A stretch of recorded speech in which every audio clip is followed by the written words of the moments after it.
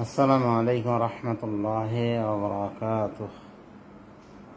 الحمد لله رب العالمين، والصلاة والسلام على نبينا محمد وعلى آله وصحبه أجمعين. أما بعد،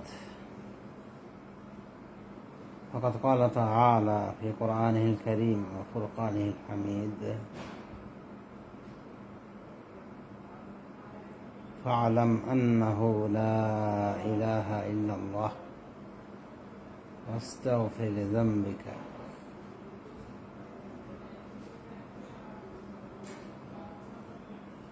মহান আল্লাহ রাব্বুল আলামিন ইলম তাওহীদের উপর গুরুত্ব দিয়ে, আকীদার উপর, সহিহ আকীদার উপর গুরুত্ব দিয়ে আল্লাহ এখানে বলছেন তার রাসূল সাল্লাল্লাহু আলাইহি ওয়াসাল্লামকে, ফা'লাম আন্নাহু লা ইলাহা ইল্লাল্লাহ, আপনি জেনে নিন যে আন্নাহু লা ইলাহা ইল্লাল্লাহ, আপনি জেনে নিন যে আল্লাহ ছাড়া প্রকৃত কোনো মা'বুদ, প্রকৃত কোনো উপাস্য নেই। তাহলে সূরা মুহাম্মদের এই 19 নম্বর আয়াত থেকে আমরা জানলাম যে রাসূলুল্লাহ সাল্লাল্লাহু আলাইহি ওয়াসাল্লামকে আল্লাহ কালেমা শিখতে বলছেন। ফা'লাম আন্নাহু লা ইলাহা ইল্লাল্লাহ, আপনি জেনে নিন যে আল্লাহ ছাড়া প্রকৃত কোনো মা'বুদ নেই।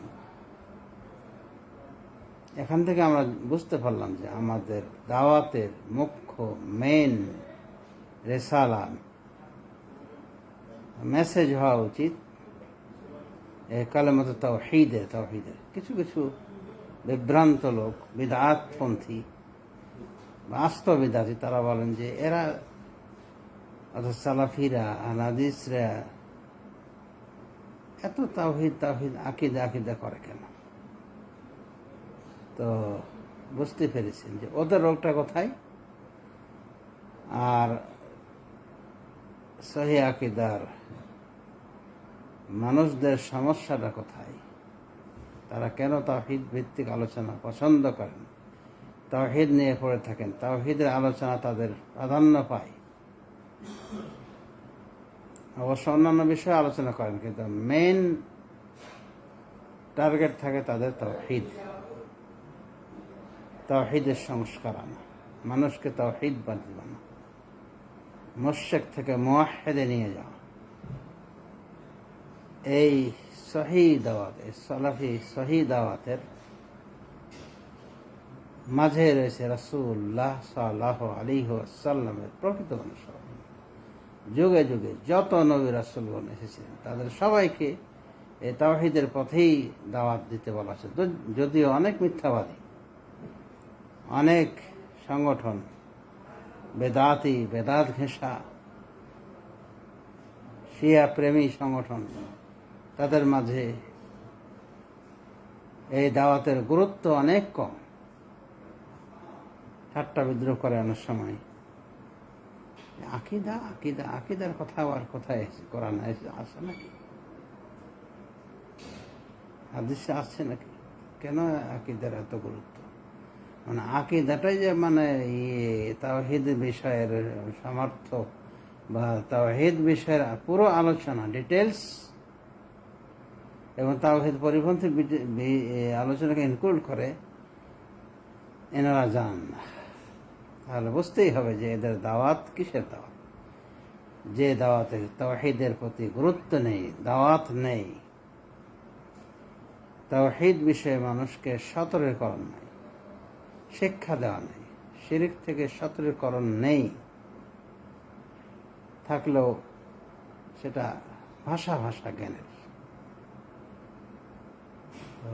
বুঝতে হবে এই সমস্ত দাওয়াত কোরআন সুন্নাহ বহির্ভূত বিষয়ের দিকে দাওয়াত, এবং জীবনও এই সমস্ত লোকেরা সফল কাম হবে না। কারণ যাদের নিকটে তাওহীদের গুরুত্ব নেই, তাদেরও কোনো গুরুত্ব নেই আল্লাহর নিকট। তাই এত ব্যস্ততা কিসের? মানে ক্ষমতা নিয়ে 1,24,000 নবী রাসূলদের ভিতরে হাতে গোনা 4-5 জন নবী রাসূল তারা ক্ষমতা পেয়েছিলেন, তারা রাজা হয়েছিলেন, বাদশাহ হয়েছিলেন, দায়িত্বশীল হয়েছিলেন, রাষ্ট্রের কর্ণধার হয়েছিলেন। বাকি এই জন্য তো রাসূলুল্লাহ সাল্লাল্লাহু আলাইহি ওয়াসাল্লামকে দেখানো হয়েছে, পেশ করা হয়েছে তার সামনে। দেখা গেছে কোন কোন নবী তার সাথে এক বিরাট দল, একটা বিরাট দল রয়েছে, তার মানে অনুসরণ করে, তারা তাকে অনুসরণ করেছে। কারোর সাথে 3 জন, কারোর সাথে 5 জন, কারোর সাথে ছোট দল, কারোর সাথে বড় দল। এরপর রাসূলুল্লাহ সাল্লাল্লাহু আলাইহি ওয়াসাল্লামের উম্মতকে দেখানো হয়েছিল অনেক বড় বৃহৎ আকারে, এবং বলা হয়েছিল এদের ভিতরে 70,000 লোক বিনা হিসাবে বিনা আযাবে জান্নাতে যাবে। তার মানে তাওহীদের এটা তাদের পরিচয় বলা হয়েছে, তারা হলো সেই সমস্ত ব্যক্তি যারা দাগ দেয় না,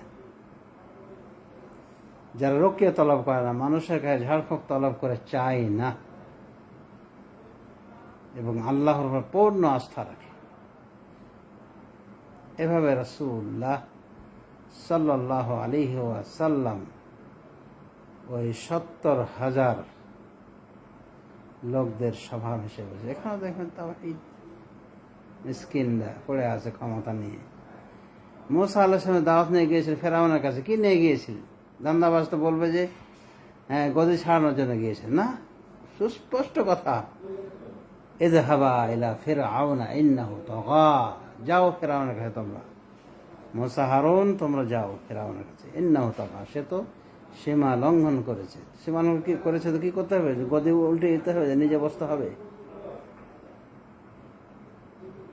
আল্লাহ বলছে যাও ফেরাউনের কাছে, সে সীমা লঙ্ঘন করেছে। ফাকুল লাহু কাওলাল লাইয়িনা, গিয়ে তাকে নরম ভাষায় কথা বলবে। লাআল্লাহু ইয়াতাযাক্কারু আও ইয়াখশা, হয়তো সে উপদেশ গ্রহণ করবে বা ভয় করবে। কিন্তু কি করবে ফেরাউন সেটা তো আল্লাহ ভালো করে জানেন, কিন্তু দাঈ ইলাল্লাহর করণীয় কি সেটাই আল্লাহ এখানে শিক্ষা দিচ্ছেন মুসা হারুনের মধ্যে। কোন নবী রাসূলের দাওয়াতে ক্ষমতার দাওয়াত ছিল না, বরং ক্ষমতায় যাওয়ারও পথ হলো দাওয়াহ ইলাল্লাহ। কিন্তু মিসকিনরা জানে না, আকীদার মিসকিন, তাওহীদের মিসকিন, ইলমের মিসকিনরা জানে না। আল্লাহুল মুস্তাআন। এই জন্য শেখ আলবানী রাহিমাহুল্লাহ বলেছে, একটা ইসলামিক দলকে খেয়াল করে, দলের প্রতি ইঙ্গিত করে বলেছিলেন যে ওরা আহলে সুন্নাহ ওয়াল জামাতের অন্তর্ভুক্ত নয়। কিভাবে আহলে সুন্নাহর লোক হবে তারা?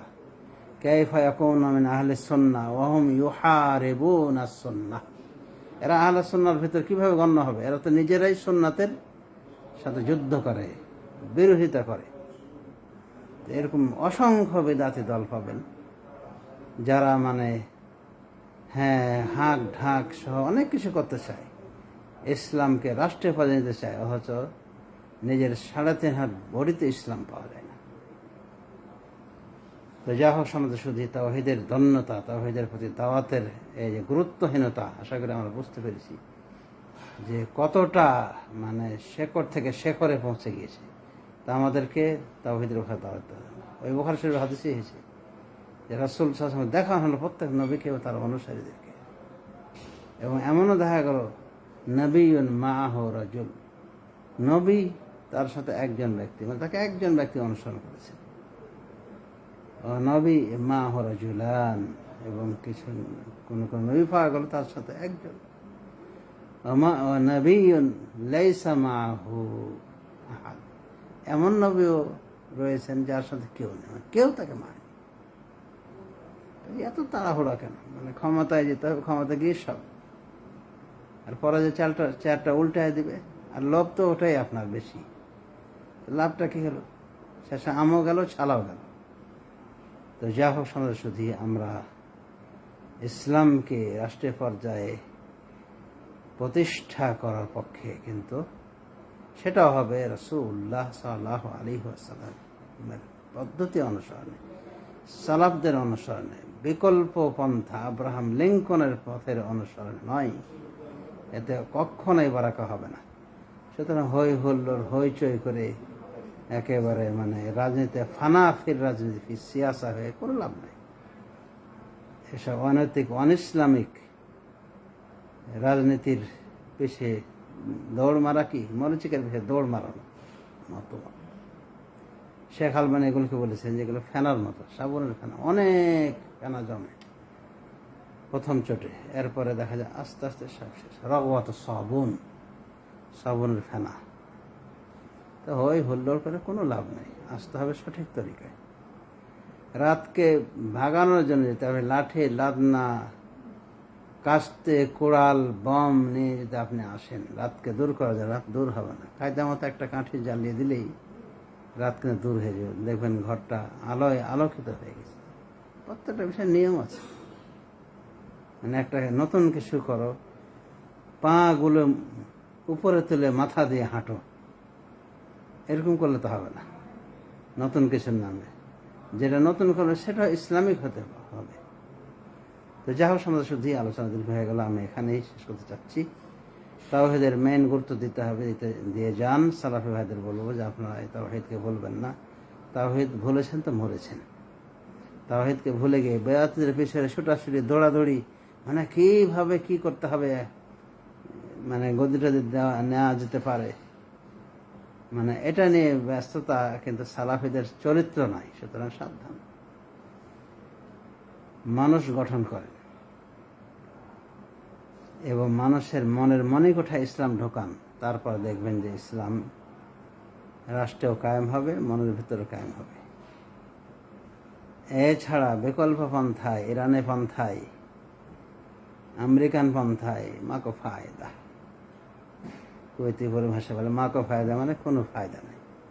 যাই হোক, আল্লাহ রাব্বুল আলামিন আমাদেরকে কোরআন সুন্নাহ, সালাফে সালাহিন মনোমেজাজ অনুযায়ী, তাদের ব্যাখ্যা অনুযায়ী, তাদের ফাহাম অনুযায়ী গ্রহণের তৌফিক দান করুন। আমিন। সাল্লাল্লাহু আলা নবিয়িনা মুহাম্মদ ওয়া আলা আলিহি ওয়া সাহবিহি আজমাইন। আসসালামু আলাইকুম ওয়া রাহমাতুল্লাহি ওয়া বারাকাতুহু।